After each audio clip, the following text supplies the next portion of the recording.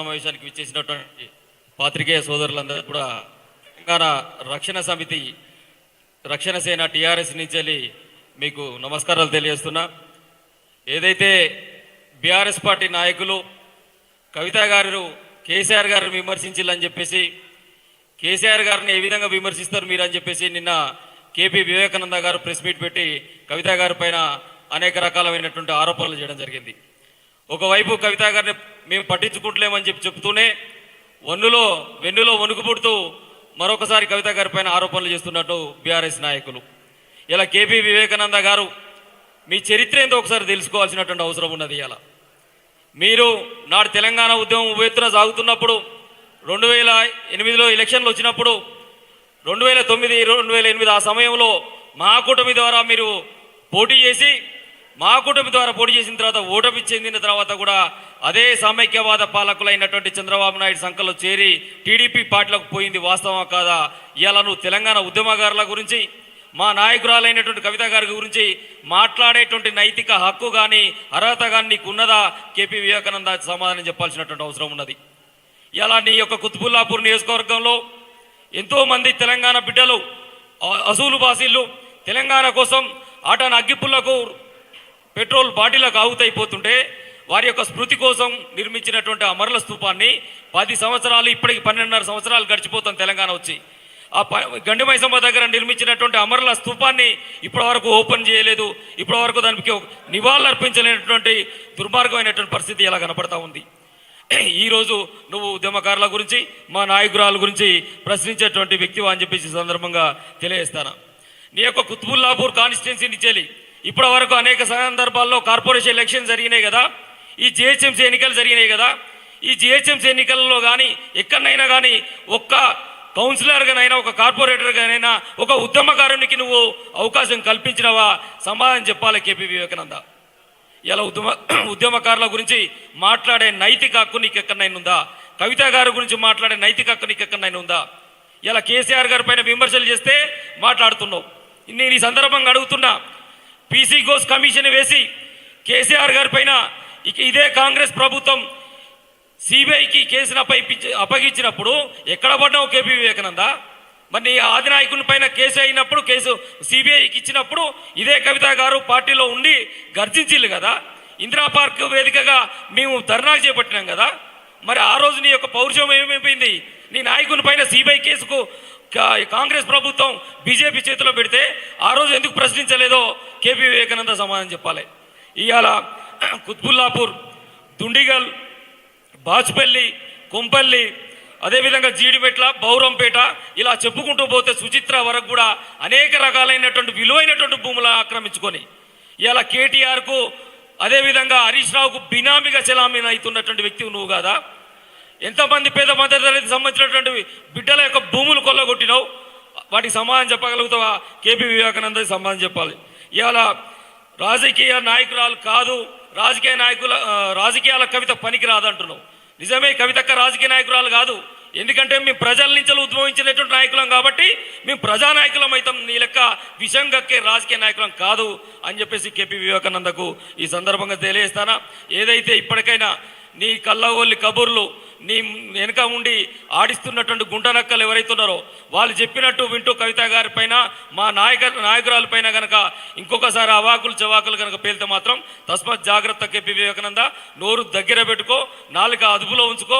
ఒక మహిళా నాయకురాల పైన మాట్లాడేటప్పుడు నువ్వు ఇప్పుడే నిర్దేశం చేసి ఇప్పుడే నువ్వు పూర్తిగా స్పష్టత ఏదో వచ్చినట్టుగా నిన్న మొన్న పుట్టినాం, ఇలా పాంచజన్యాలతోని సమర శంఖం పూరించినాం.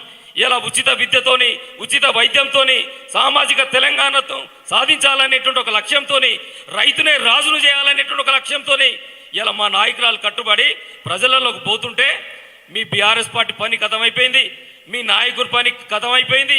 నీ నాయకుడు ఫామ్ హౌస్ నుంచి బయటికి వెళ్ళాడు. నీ నాయకుడు ప్రజల నుంచి గెలిపించినప్పటికి కూడా ప్రజా సమస్యల్లో ఎకరువు పెడతానికి అసెంబ్లీకి రావాల్సినటువంటి నాయకుడు ఫామ్ హౌస్లో పండుకుంటే ప్రశ్నించొద్దా? ఇది ప్రజాస్వామ్యమా? అంటే ప్రభుత్వ లాయాలిటీస్ అన్నీ తీసుకుంటారు కానీ అసెంబ్లీకి వచ్చి ప్రశ్నించరు. అసెంబ్లీలో ప్రశ్నించే వేదిక అసెంబ్లీ కదా. మరి అసెంబ్లీలో ప్రశ్నించేది వదిలిపెట్టి గన్ పార్క్ వేదికగా పోయి బయట దీక్షలు ఎందుకు చేస్తున్నారు? అసెంబ్లీని వాకౌట్ ఎందుకు చేస్తున్నారు? ఎక్కడన్నా ప్రజా ఉద్యమాలలో నీ పార్టీ ఉన్నదా? సమాధానం చెప్పు కేపీ వివేకానంద. ఇవాళ వెలుగుమట్ల ప్రజలు 750 కుటుంబాలు రోడ్డున పడితే నీ పార్టీ ఎక్కడ పడినది?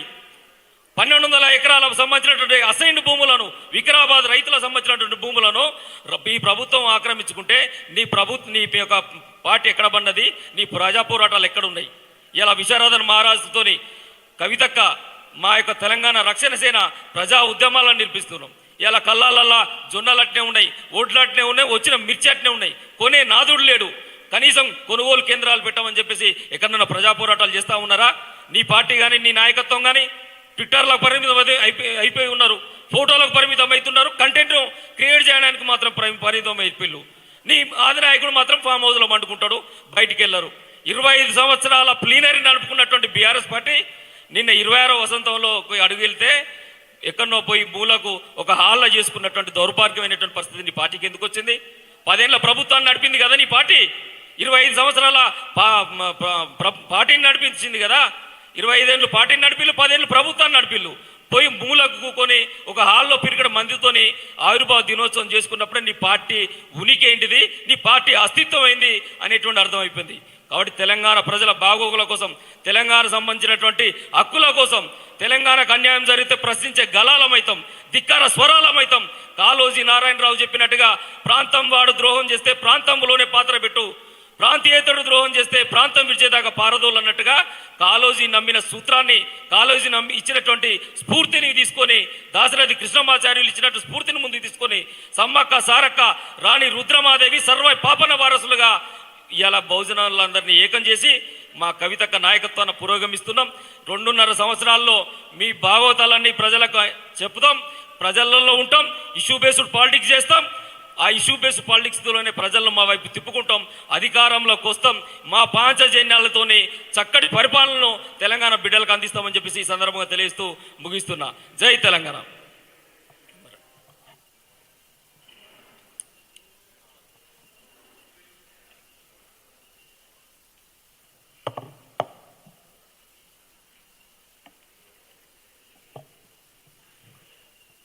అందరికీ నమస్కారం.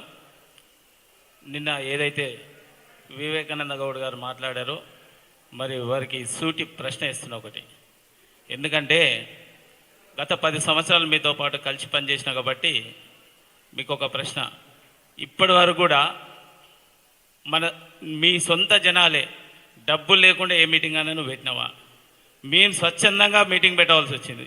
ఇదే కుత్బుల్లాపూర్ నుంచి స్వచ్ఛందంగా తరలి వెళ్ళినాం, వేలాది మంది తరలి వెళ్ళినాం.